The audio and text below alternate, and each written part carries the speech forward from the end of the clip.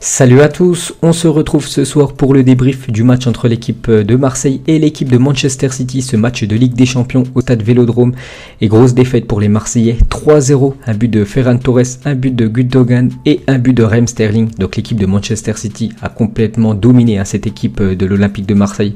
On peut voir quand même la nette différence de niveau avec le dernier deuxième du championnat anglais et le dernier deuxième du championnat français. On voit bien sûr la différence de niveau entre la Ligue 1 et la Première Ligue. Donc Marseille a complètement sombré, que ça soit en première mi-temps ou en deuxième mi-temps, même s'il y a eu un petit peu de mieux, on peut dire en deuxième mi-temps, parce que la première mi-temps a été catastrophique pour l'équipe de Marseille. Ils n'arrivaient même pas à faire des passes entre eux. Ils ont perdu beaucoup de ballons, dont bien sûr ce ballon perdu par Valentin Rongier, qui mène premier but à la 18e minute pour Manchester City par Ferran Torres. Donc voilà, ils ont complètement sombré. En deuxième mi-temps, de temps en temps, ils ont réussi à sortir la tête de l'eau. Mais vraiment, voilà, Manchester a dominé ce match. Je ne sais pas le pourcentage de possession. Je crois que ça doit tourner aux alentours des 70% de possession pour l'équipe de City. Donc voilà, Marseille n'a rien pu faire. Ça nous demande, voilà, l'équipe de Manchester. Donc il va falloir réagir. La semaine prochaine se déplace du côté de Porto. N'oubliez pas que Marseille, ils sont sur une série de 11 défaites d'affilée en Ligue des Champions. Le record, c'est 12. Voilà, c'est l'équipe de Anderlecht, il y a pas mal d'années, qui avait enchaîné 12 défaites d'affilée en Ligue des Champions. Donc la semaine prochaine, ce serait bien de faire au moins un match nul, parce que s'ils font une défaite, ils seront à égalité avec l'équipe de Anderlecht qui a fait 12 défaites.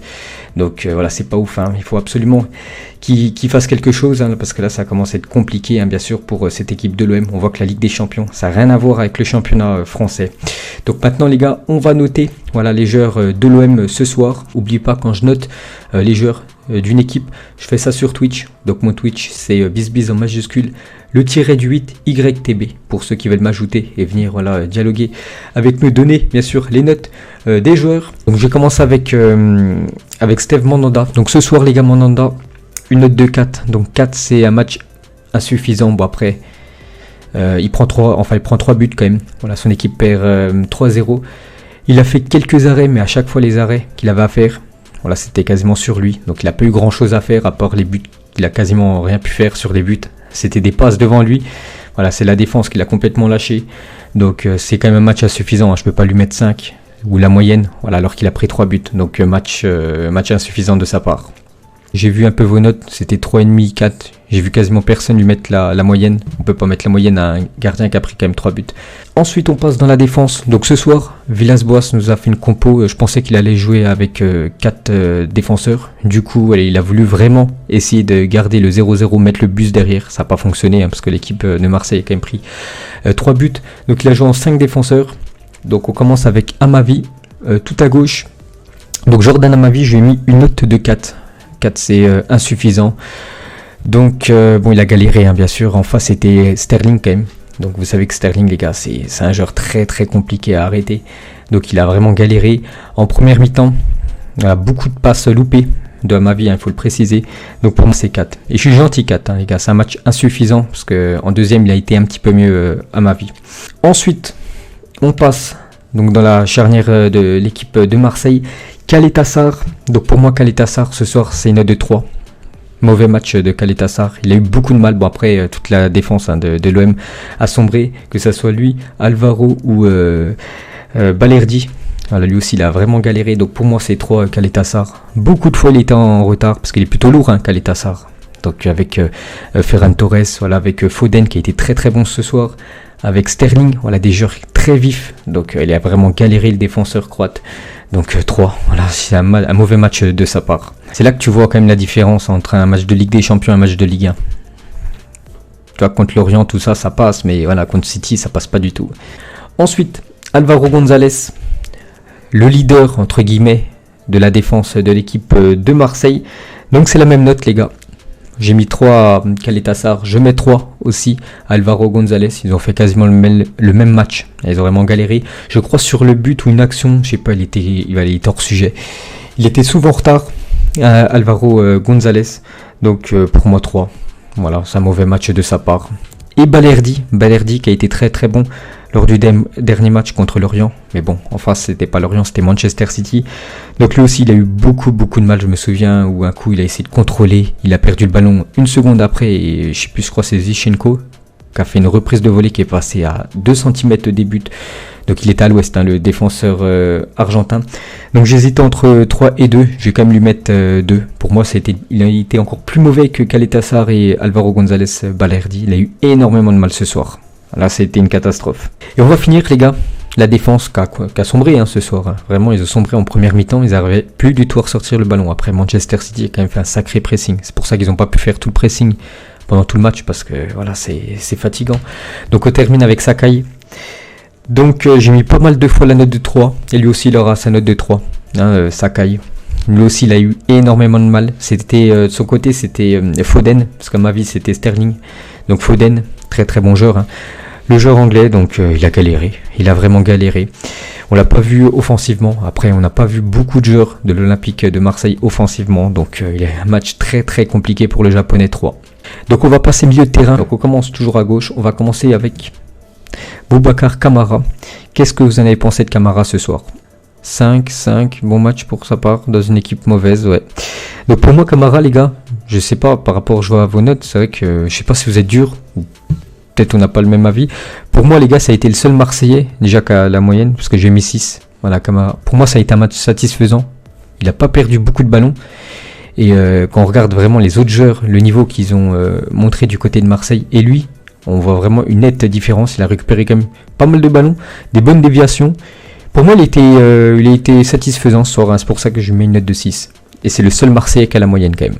Ensuite, les gars, on va passer à Rongier. Donc Rongier, ce soir, c'est une note de 3. Donc Kamara 6, Rongier 3. Donc Rongier, mauvais match.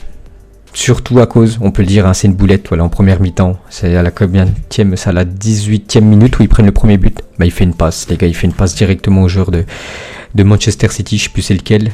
Après, ils sentent pour Ferran Torres. Sinon, après, il a été intéressant. Bon, il est sorti le premier du match. Il a été remplacé par Sanson. Il a été intéressant après sa boulette. Mais voilà, ça coûte un but à l'Olympique de Marseille. Donc 3, je peux pas lui mettre plus. Donc mauvais match de sa part.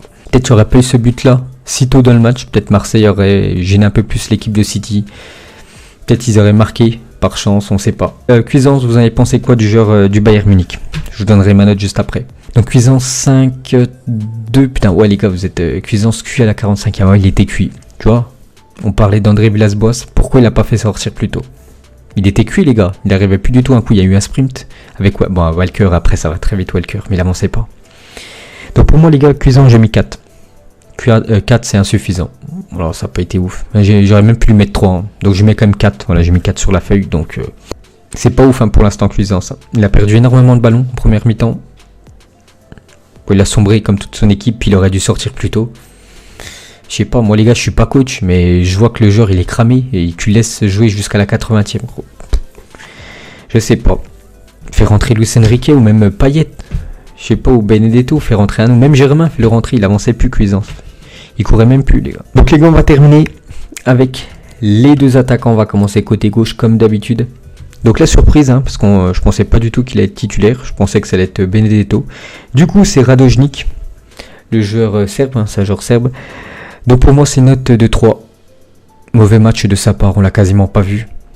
À part une déviation, un coup de la tête, et une frappe, la seule frappe en première mi-temps, je crois que c'est lui qui l'a fait, quasiment du rond central. Donc on l'a pas vu. Après, bon, c'est Manchester City en face, ils ont dominé tout le match, ils ont eu quasiment 75% de possession de balle, donc c'est compliqué de donner des notes aux attaquants marseillais parce qu'on les a pas vus. Donc pour moi c'est 3.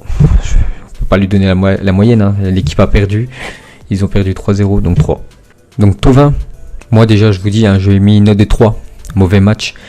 Après il a fait un truc potable dans le match, c'est sa frappe en deuxième mi-temps où le gardien de Manchester City il a dû la toucher parce que sinon il y aurait eu poteau, peut-être but, on sait pas, ça aurait fait poteau rentrant, sinon on n'a pas vu Thauvin, les gars. On l'a absolument pas vu. Je crois que j'ai plus vu Radojnik que Thauvin ce soir. Donc après je vous ai dit, c'est Manchester City en face, c'était très compliqué pour les attaquants marseillais, donc 3. Donc voilà les gars, toutes les notes de Marseille. Donc je vous l'ai redit pour ceux qui viennent d'arriver. Donc j'ai donné Mandanda, j'ai donné la note de 4, Amavi 4, Caleta-Car 3, Alvaro 3, Balerdi 2. Pour moi ça a été le pire ce soir. Sakai 3, Kamara 6, Rongier 3, Cuisance 4, Radojnik 3 et Florian Thauvin 3. Donc un seul joueur à la moyenne, Kamara.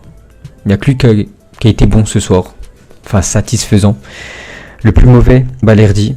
Balerdi qui a été buteur samedi contre Lorient, mais bon, là, c'était pas Lorient en face, les gars, c'était Manchester, donc c'est pas la même.